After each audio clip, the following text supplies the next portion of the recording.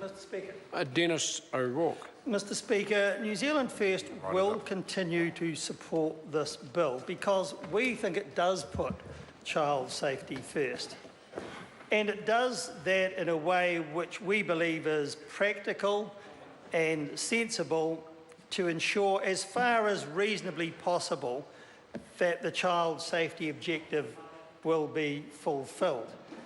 And for example, the provision for effective physical barriers other than fences, which will now include, for example, cliffs, will continue to be acceptable. And I would have to disagree somewhat with what the last speaker said about that, because I believe that there are certainly good examples of perfectly adequate physical barriers other than fences which would serve just as well as a means of protecting children. Similarly, water bodies not used for swimming, such as garden ornamental pools, which were caught in many cases under the current law, will not now be caught under this bill. So we think it does make some fairly sensible changes and doesn't compromise the child safety objective actually at all. The key changes that are made concerning child-resistant covers are also quite welcome, and these were deemed to be inadequate as a means of restricting access to spa pools and hot tubs in the current legislation. But as we all know, the design of these pool covers, which we now are going to call small heated pools covers, have improved a great deal to provide a perfectly secure means of providing protection and safety for children, provided they are locked. So the pools with covers complying with the Building Act, as they will be required to do, will also not need to be fenced, as well as having a safe and effective locked cover, and that's quite sensible. And nor will a building consent be required. The reality that we learnt is that 96% of such pools are not actually fenced now, and so when they are not in use and have effective covers, it's perfectly clear to us that there's no need for the bill to treat them in the same way as swimming pools are.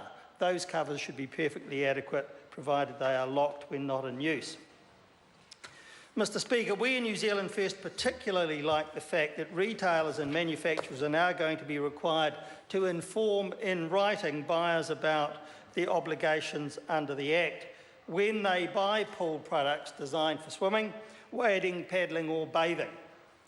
We like it that they'll be required to provide the purchaser with specified information as to how to maintain and keep the pool secure, so that they'll become not just a purchaser but also a minder of the pool that they have purchased.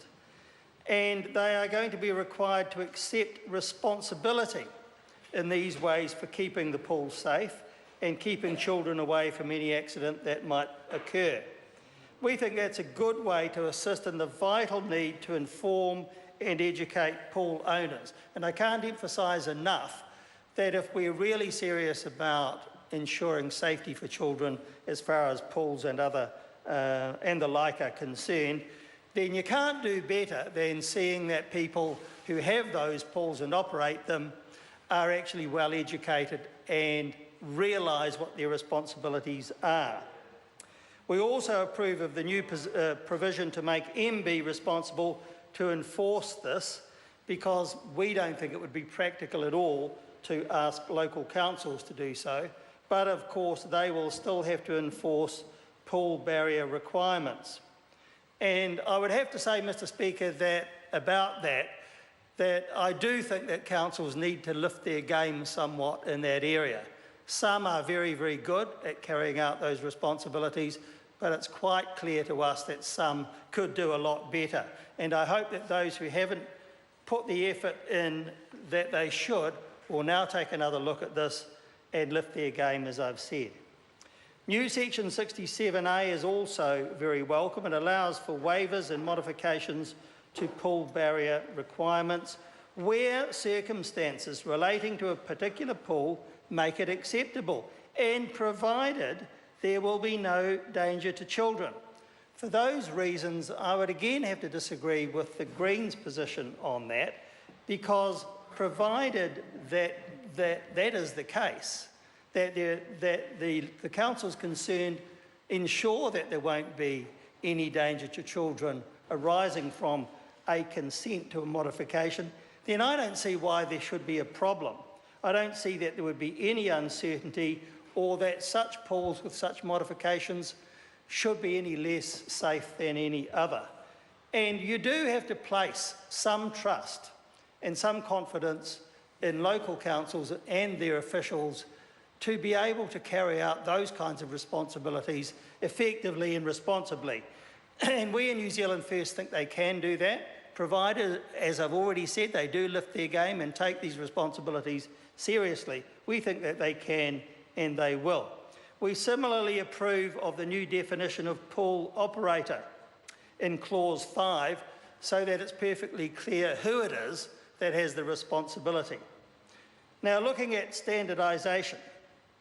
Standardisation in terms of how the territorial authorities exercise their duties and responsibilities in respect of inspecting and certifying residential pools is of very high importance.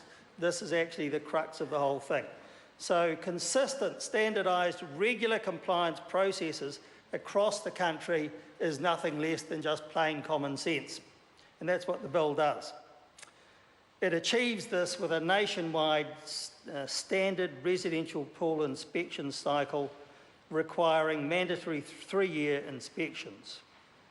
And currently, for example, an owner of 2 properties under the current Act, maybe in different districts, may well have pools in these 2 locations with quite different requirements for compliance.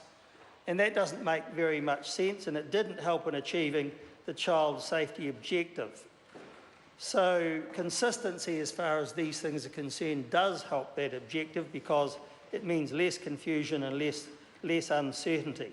So we think the bill goes some distance to fixing that issue, and the additional costs for that new regime, which will be quite substantial, will be well worth the money if even one child is prevented from drowning as a result.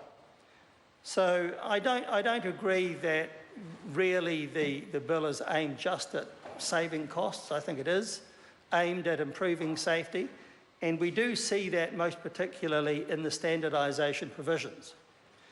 The bill also introduces a graduated enforcement regime with infringement notices as the preferred tool for compliance and court prosecutions only for serious breaches. I think that's the way to go. We're not trying to make criminals out of people who perhaps need to do better as far as these requirements are concerned. We just need to make sure that they understand their responsibilities and why they need to take the actions that are required of them. Infringement notices will achieve that. But of course, where somebody is a persistently doesn't do what they are required to do, then obviously you have to take the further step of a prosecution. But I think that's a good way to go, and in concert with the better provisions for education and notice to purchasers, that's a good way to make sure that people comply with the provisions in the Act. So, Mr. Speaker, overall, New Zealand First accepts that with all those changes that have been made, which we think are sensible, it will provide a balanced approach, one which will provide for safety for children, that will be better than the current legislation provides for, and it will do so in a practical, effective and common sense way. Thank you so much. So for those reasons, Mr. Speaker, as I've said, New Zealand First is actually quite happy to continue to support this bill. We think it's a bill that needs to be passed.